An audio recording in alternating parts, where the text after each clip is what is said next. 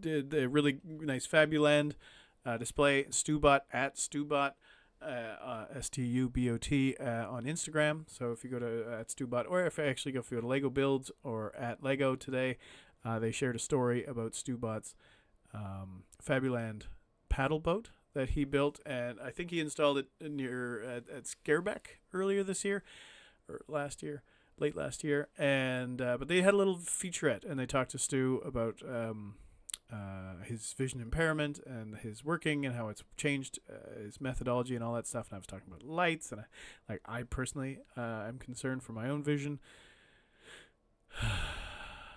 Anyway, it was a really great stream, and then I went to check it out afterwards, and I was like, oh, silent. I wonder, are my speakers on? Yeah, they were on. Everything else was on, but so hopefully this one's better. But I'm going to cut it short. I'm going to make this 2 minutes, 3 minutes. I'm going to get 60 seconds. I'm done. I will be back soon. I'm going to build this Lego Masters Walmart exclusive that I didn't get from Walmart. Even though when it was available, I ran out to the stores. I spent the stupid money. And then I never got anything. And I just assumed that it wasn't coming, even though I got the email saying, oh, we received your thing and it'll come in the mail. Never got one. And then I went on eBay and I found all these sellers that had I've got 150 of them and they're $20. And I was like, oh, so I didn't get any. And then some seller who's been selling them forever has at least 150 or whatever the number is. Anyway, blah, blah, blah. So I'm going to build that next. And I'm still working hard on my commission. I actually was showing off Fleshstone minifig hands, and I was talking about the politics of that and how I think that minifigs are a species among themselves, like the yellow ones. They are what they are. Yellow minifigs are what they are. But when I'm trying to represent a real community or a real person, I do like to reflect their flesh tone. The model that I'm making right now is about the population of Halifax, so I want it to be authentic to that. I've had enough people that when I'm doing people minifig things, they don't want to have yellow minifigs. People with color, that is. People with BIPOC. You need to have representation when it matters. When it doesn't matter, and it's just whatever. So I have this theory that yellow minifigs are a species among themselves. So anyway, blah blah blah. Something Bricksplosion. If you had sat through, and I even made the comment, well, you've made it through 45 minutes of the show. I should give you some details about Bricksplosion.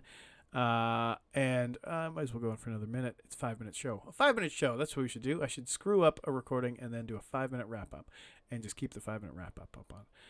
But Bricksplosion, it's still up in the air. Not really. I'm actually very close, and maybe it'll be the next thing I do is review the contract that I've been offered for the new venue. The new venue is much more expensive, and it's downtown, and so it's going to be way cooler. It's maybe a little bit smaller, but it's actually going to be, that's okay. I think in the curling rink, we were really spread out, and we were like, let's try and make it fit. But we had giant hallways and giant spaces, and this will be probably the same number of tables, if not a few more, but just much more dense. And I think that's what I want. I want it to be, more intimate, and definitely more about quality builds. I don't want to have any filler. So it's going to be more expensive, blah, blah, blah, but it's going to be longer. Everyone was complaining that Bricksplosion last year was too short, that it sold out, that he didn't get their tickets, and I ruined their entire weekend. That was actually really hurtful. The day before the show, when I was riding this rush of excitement for the show, and then we sold every ticket, and I was like, oh, I'm sorry to announce that we've sold out. Hooray! And now I did that with my hand, so now my camera's going to follow me. But and then I got a lot of negative feedback, from people who hadn't taken the time in the last 3 months to buy a ticket. And it was kind of a confusing thing for me to be I've been really advertising a lot, and I was sick of seeing my own ads, so I think everyone knew to buy the tickets. And they were like, oh, can I buy them at the door? And I would always comment, I'm like, unless we sell out in advance, so you should probably buy them in advance. And then it sold out and everyone got mad at me. So this year we're going to be longer. There's going to be more opportunity to see the show.